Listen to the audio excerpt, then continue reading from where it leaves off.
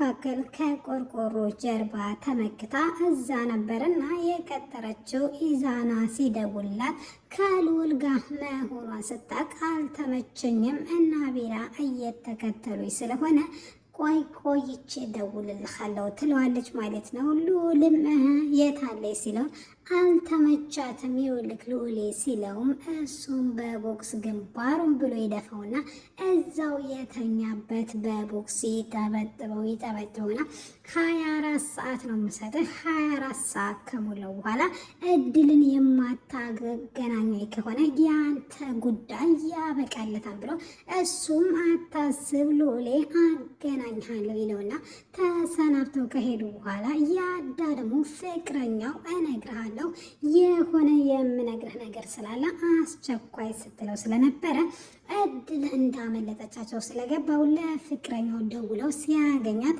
እሷም እንግዲህ ምን ብላ መናገር እንዳለባት ግራ ገብቷት ወንድሟ ለበሽተኛዋ እናታችን ስትባል የአሁን የምናውቀው ሚስጥር ብሩን እስተቀበል ድረስ ጸጥ ማለት ነው ያለብሽ።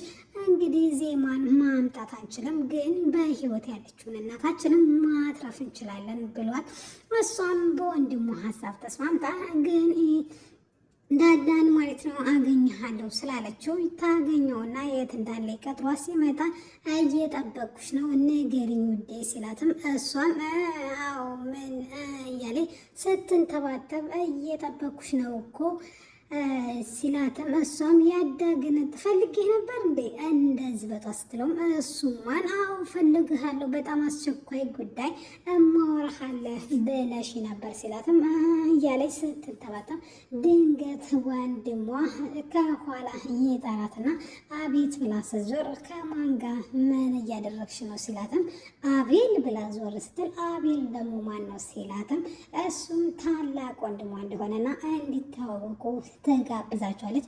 ያዳም ለሰላምታ ወይም ለትውውቅ እጁን ቢዘረጋ ወንድሟ ግን ፈጽሞ ፈቃደኛ ስላልነበረ እህቱን ጎትቶ ወደ ቤት ይዟት ይሄዳል ማለት ነው።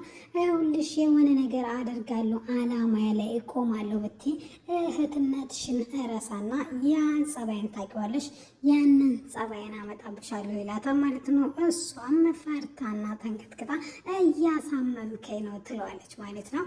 እሱም ይህ እንዲሆን ከፈለግሽ የምታደርገውን ነገር የህፃን አደራረግሽን አቁሚ ብሎ ጥሏት ይሄዳል። እድልም ለአቤል ትደውልና አቤል እኔ ዜማዬን አላገኳትም ስትለውም ተንግዲህ ወዳ የማምንሽ ይመስልሻል? የማታደርግ ወይም ያላገሻት ከሆነ ምን አስወጣሽ ሲላትም ፈርቼ ስለነበረ እንጂ እኔ ዜማዬን የማያግትበት ምንም ምክንያት የለኝም ስትለው እሱም እንግዲህ አለ መረጃ ስለማታምን መረጃ ይዤ መጥቼ ሁሉንም ነገር ታያላችሁ ይለዋል ማለት ነው።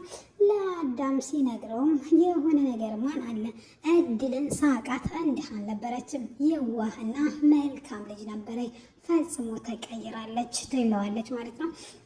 ኢዛናም ደውሎ ለእድል ድጋሚ እንገናኝ ሲላት እሷም እሺ ብላ ቅድሚያ ልዑልን አግኝታው የሆነውን ነገር ካስረዳችሁ በኋላ ለኢዛና ደውላ እና እንገናኝ ስትለውም እንዴት ናንት ነው አትቀርብኝም ሲላትም አዎ አንቀርብህም ስትለው ለልዑል ይደውልና ዛሬ ቀጥራኛለች እና ቶሎ እኔ ቀድሜ ልገናኝ ስላትም እሺ ብሎ እዛ ቦታ ላይ ይገኝና ኢዛና ቆይ አንዴ ስልክ ልደውል ሲልም ስልኩ ሲጮህ የልዑል ነበር። ልዑልም እዛው